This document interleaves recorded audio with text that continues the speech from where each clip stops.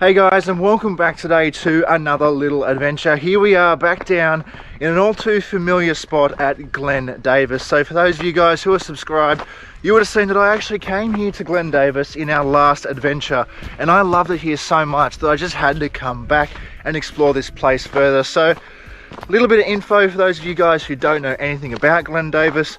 Glen Davis is an old shale mining town that was established back in the mid 1900s, and the cool thing that attracts people to this town is the awesome old abandoned shale refinery, which you can see down there behind me here. It was super awesome to see. I've never seen anything like it, and so I just had to come back and explore further. So unfortunately we can't get down into that old abandoned shale refinery. They do tours here, but it is privately owned. However, there are some ruins up the top of the hill on the track that I'm standing on now, which we can explore. So I'm here today to explore them in a little bit more detail, tell you guys about this place in a little bit more detail compared to what I did in the last video. So stay tuned and let's get right into it. So for those of you guys who don't know anything about Glen Davis came about as an oil shale mining town back in the early to mid 1900s. They actually established this town after they had finished mining for oil shale up over at Nunes. There's a really awesome old abandoned refinery over there. That's just over the back of the mountains here behind me. So they established Glen Davis as a new facility here. It ran into the late 1900s, and then the facility was completely abandoned, and so that's where we are left today with all of these awesome old ruins here. I'm at the top of the track, so you can access these ruins just by walking up the track here.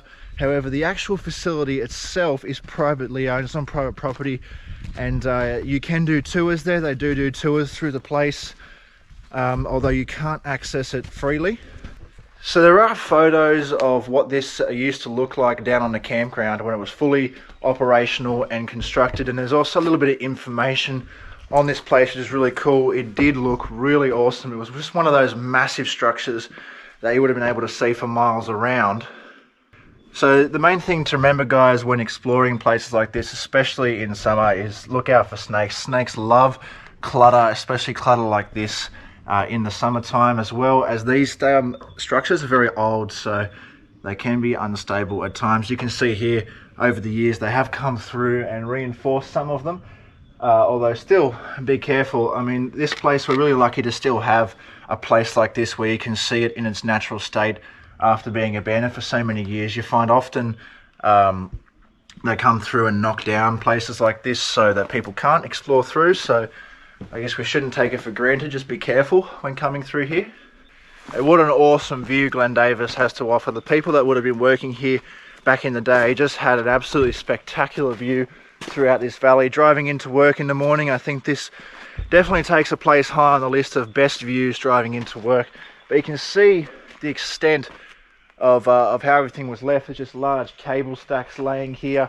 There's big smokestacks down the back here. It looks like they literally just walked out of this place when they shut it down.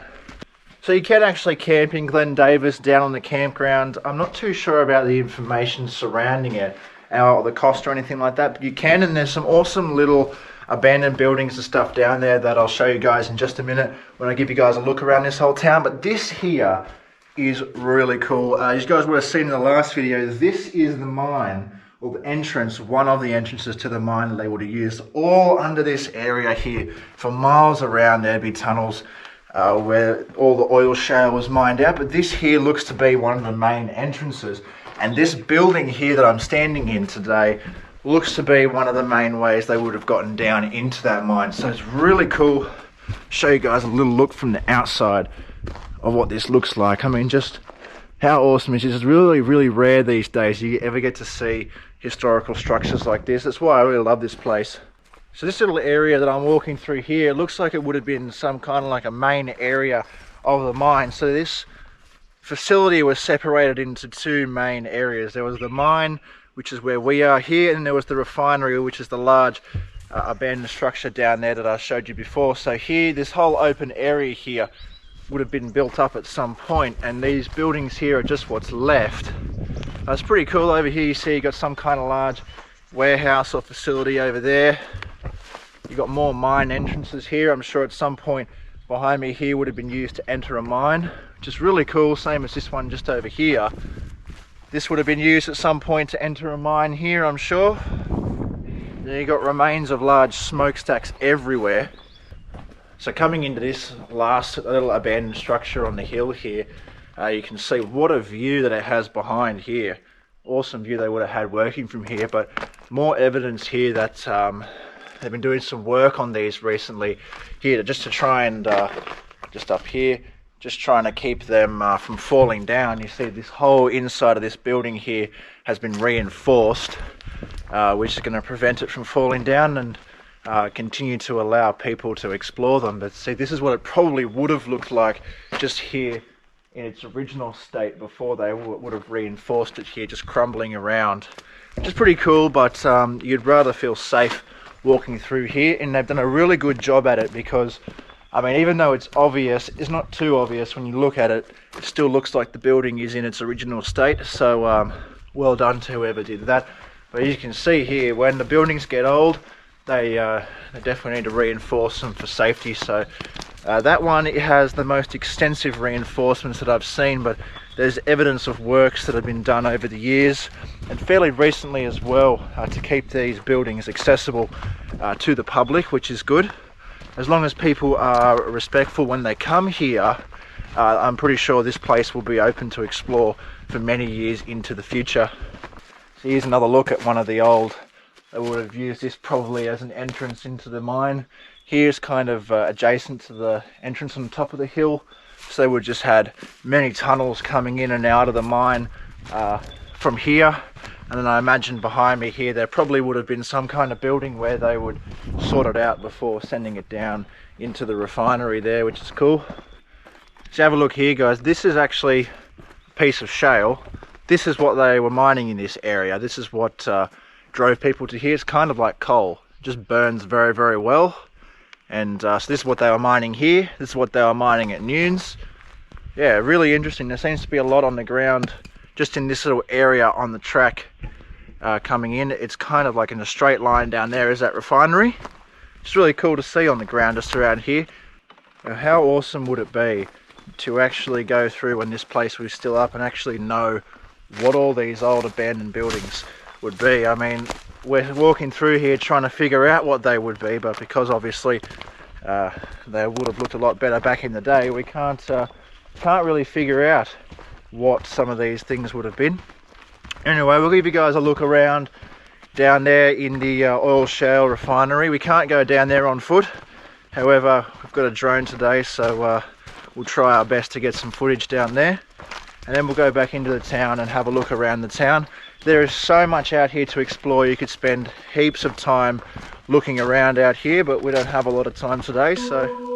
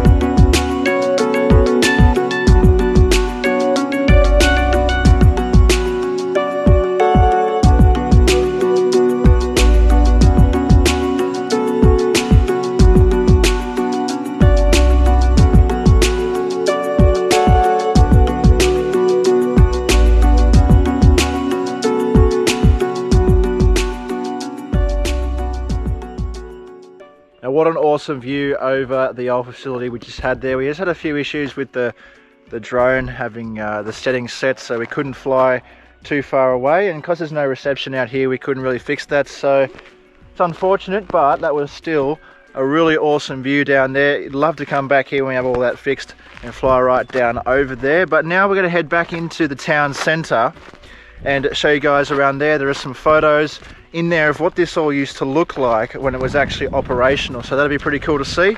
So let's head back on in there. So here we are in the township of Glen Davis, back at Glen Davis camping ground. Now you can stay here, it's a part of the Lithgow City Council. I'm unsure of the rates or anything like that, but the cool thing about here, just here on the wall behind me, as you can see, are all the photos of what the place actually looked like when it was fully built. You can see there, all down through here.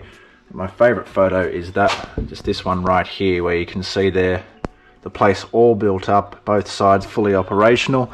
There is a map up here, so if you decide to go and explore the ruins over here where we were, so it turns out all the stuff that we explored today were just big bathrooms, a lamp room, whatever that is, and then down into the actual refinery itself. It's even got a map all up here. There's tons of information here, and it's such a really cool place. There actually is, back further down, if you keep going further past the little lookout that we went to, there's a camping ground by the river there. I forget the name of it, but really cool little place down there. I definitely think I'm going to be coming back for an overnighter at some point. Really cool little historical town here in Glen Davis, but there isn't really too much else to showcase to you guys. I'll show you guys around the village in just a second. There's a few little old historical buildings and whatnot around, but aside from that, there really isn't too much else here. There's a shower block over there and all that, so I'm definitely going to come back again here for an overnight trip, but that's pretty much all I have to show you guys around Glen Davis. So let's show you guys the village.